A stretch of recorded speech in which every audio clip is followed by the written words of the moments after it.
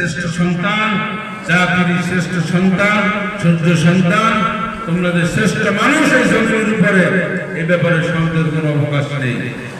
অতএব শ্রেষ্ঠ মানুষের ভূমিকা থাকতে হবে শ্রেষ্ঠ, শ্রেষ্ঠ মানুষের আচরণ থাকতে হবে শ্রেষ্ঠ, শ্রেষ্ঠ মানুষের ভূমিকা, শ্রেষ্ঠ মানুষের কথাবার্তা সব শ্রেষ্ঠতম হতে হবে।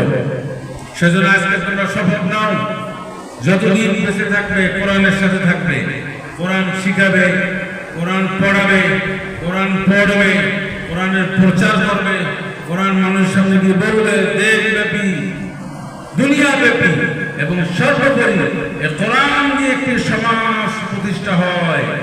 এই সমাজ যাতে করে কোরআন কারীম দিয়ে চলে, এই কথা, এই প্রচেষ্টা যেন আল্লাহ আমাদের সবার মাধ্যমে করার তৌফিক এনায়েত করবেন। আল্লাহুম্মা আমিন। আমরা চাই আমাদের এই সমাজ, এই ঘনতর সমাজ, এটা কারেকশন হোক, এটা সংশোধন হোক, এটা সংস্কার হোক আল কোরআন কারীম দিয়ে। কোরআন দিয়ে যদি রাষ্ট্র সংস্কার হয়, কোরআন দিয়ে যদি দেশ জাতি চলে, তাহলে দেশের সব মানুষের সুখ শান্তি সমৃদ্ধি, নারী পুরুষ, তারপর হিন্দু মুসলিম বৌদ্ধ যত আছে সমস্ত মানুষের সুখ শান্তি সমৃদ্ধি সবার দুয়ারে এই কোরআন কারীম পৌঁছে দেবে। এই কোরআনের কাজ হচ্ছে, কোরআন যদি সমাজে প্রতিষ্ঠা থাকে, কোরআন যদি ফ্যামিলির মধ্যে প্রতিষ্ঠিত হয়, কোরআন যদি সমাজের মধ্যে প্রতিষ্ঠিত হয়, কোরআন যদি নিজের মধ্যে প্রতিষ্ঠিত হয়, তাহলে এই কোরআন সুখ শান্তি সমৃদ্ধি কল্যাণ উন্নতি অগ্রগতি এই কোরআন প্রত্যেকটা মানুষের দ্বারে দ্বারে পৌঁছে দেবে। সুবহানাল্লাহ। অতএব আমি এই কথা বলে শেষ করলাম। বাইতুল কোরআন সুন্নাহ মাদ্রাসাটি আলহামদুলিল্লাহ ভালো লেগেছে। আমি আশা করব এখানে অনেক গার্ডিয়ান যারা আসছেন, আপনার সন্তানকে এই মাদ্রাসা দিয়ে ধন্য করেছেন, আপনি সৌভাগ্যবান।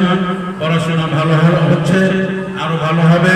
ওস্তাদদেরকে আমি অনুরোধ করব, ছাত্রদেরকে স্নেহের মায়ায়, সন্তানের স্নেহে আপনার লেখাপড়া করাবেন। এই বেতনাঘাত যে আছে এটা এখন প্রচলন, এটা করবেন না। আর একটা কথা, মাদ্রাসা শিক্ষার উপরে শকুন লেগে থাকে সবসময়, শকুন। মাদ্রাসায় কোনো একটা ত্রুটি হয়, তাহলে সেটা দেখবেন অনলাইন অফলাইনে সব জায়গায় ভাইরাল করে দেয়, সব দেয়।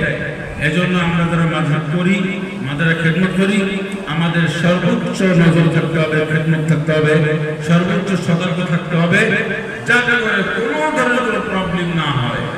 আমি যা বুঝাতে চেয়েছি, কোনো ধরনের কোনো সমস্যা নেই।